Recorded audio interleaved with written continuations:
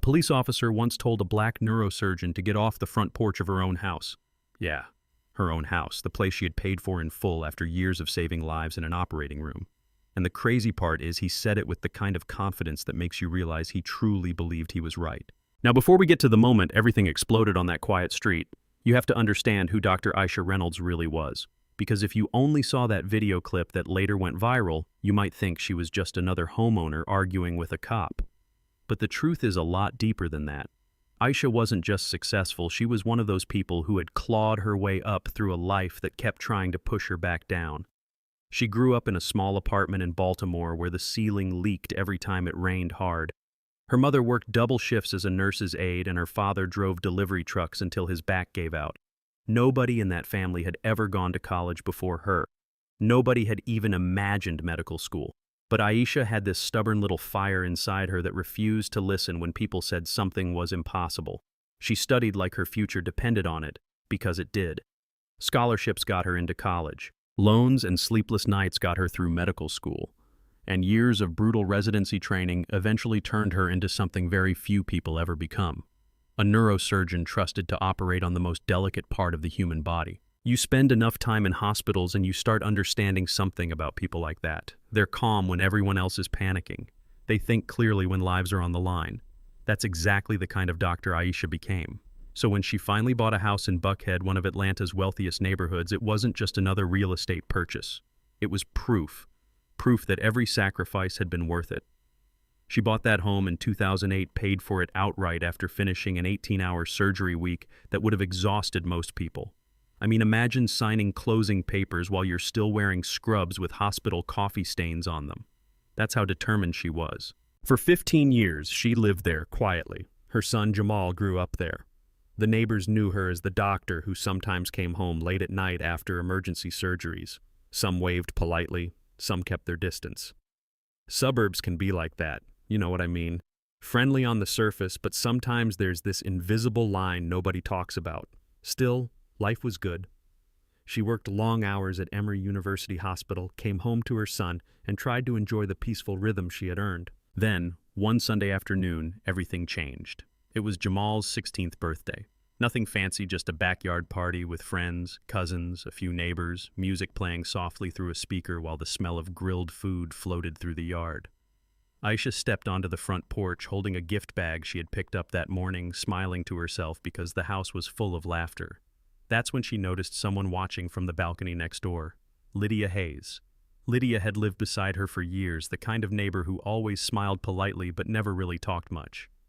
That afternoon, Lydia looked at the gathering, looked at the people in the backyard, and quietly dialed 911. She told the dispatcher there was a group of black people at a house that didn't belong to them. Yeah, that actually happened. 6 minutes later, a police cruiser pulled up in front of Aisha's driveway. Officer Jordan Blackwell stepped out with the kind of stiff posture you see in people who think a badge makes them the authority on everything. He didn't ask questions, didn't introduce himself.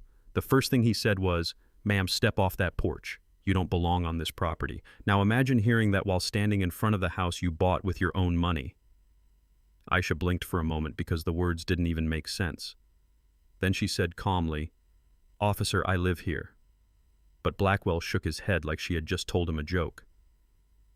"We received a report the homeowners are an elderly white couple," he replied. "You and your group need to leave immediately." Behind her the music stopped. Guests were starting to notice what was happening. Jamal stepped outside holding his phone because teenagers today understand something very important. If something feels wrong, start recording. "Mom," he asked quietly. Aisha nodded to him and then looked back at the officer. "I own this house," she said. "I've lived here for 15 years. Blackwell didn't even bother checking anything. Instead, he demanded identification. When she calmly repeated that the house was hers, he kept insisting she had to prove it. Over and over, he repeated the same sentence like it was a script stuck in his head. "You do not belong here." That's when Jamal started live streaming. The camera captured everything.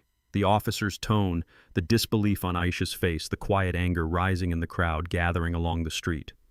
One neighbor, a retired history professor named Elias Thompson, drove by in his golf cart and nearly slammed the brakes when he saw what was happening. "What are you doing?" he shouted at the officer. "That's Dr. Reynolds. She's lived here longer than you've worn that badge." But Blackwell ignored him completely. It was like he had already decided what the truth was and nothing was going to change his mind. Then something important happened. A second patrol car arrived and Sergeant Maya Ortiz stepped out. Now Maya had been on the force nearly 3 decades, long enough to recognize when a situation smelled wrong.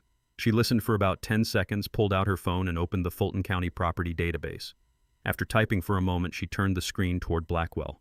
Owner, Aisha Marie Reynolds, purchased 2008, paid in full. Then she looked him dead in the eye and said, "Stand down." You would think that would end it right there. But Blackwell hesitated. He kept insisting Aisha needed to show identification even though the property records were already on the screen. That was the moment the tension really thickened. Jamal's live stream had already gathered thousands of viewers, people typing comments telling him not to stop recording. Neighbors were lining the sidewalk watching the argument unfold. And right there in the middle of it all, Aisha stood perfectly calm, the same calm she used during brain surgeries. "Officer," she said quietly, "I am not leaving my home." Finally, Sergeant Ortiz stepped directly between them. Her voice stayed low but firm. Blackwell stepped back, final warning. For a long second it looked like he might actually try to detain her anyway. Then he saw the cameras, the neighbors, his own supervisor standing there, and he backed off.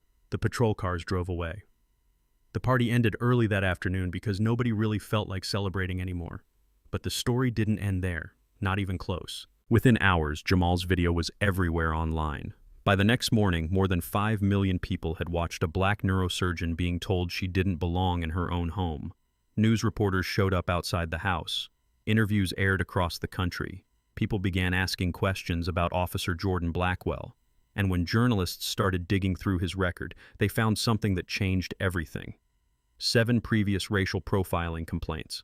7. Every one of them had been dismissed with the same lazy solution: retraining. No real discipline, no real investigation, just paperwork. That's when civil rights attorney Sofia Ramirez stepped in and offered to represent Aisha for free. When she began reviewing the evidence, she found something that shocked even her. Less than 24 hours after the incident, Blackwell had emailed his supervisor asking if his body camera footage could be deleted because of a technical malfunction. The request had been denied, but the email still existed. That single message told the court something powerful. This wasn't confusion. It was consciousness of guilt. The lawsuit that followed accused both Blackwell and the city of Atlanta of violating Aisha's constitutional rights. Months later, the case finally reached federal court. The courtroom was packed with doctors, civil rights activists, students, neighbors, even people who had never met Aisha but felt connected to her story. During the trial, the full 17-minute video was played in silence. Every word echoed through the room. "You do not belong here. I own this home." The jury watched the entire exchange. They also heard testimony from 5 other black residents who described almost identical encounters with the same officer. By the time Jamal took the witness stand, the room felt heavy with tension. He looked at the jury and said something simple that stuck with everyone there. "I recorded because I was scared he might hurt my mom." The jury deliberated for less than 2 hours. Their verdict ordered the city of Atlanta to pay Aisha Reynolds $3.2 million in damages. Officer Blackwell was fired immediately and placed in the National Decertification Index, meaning he could never work as a police officer anywhere in the United States again. But here's the part that surprised a lot of people. Aisha didn't treat the verdict like a victory parade. She called it accountability. Then she did something nobody expected. She took $1 million from the settlement and created the Jamal Reynolds Scholarship Fund to help black students pursue careers in medicine.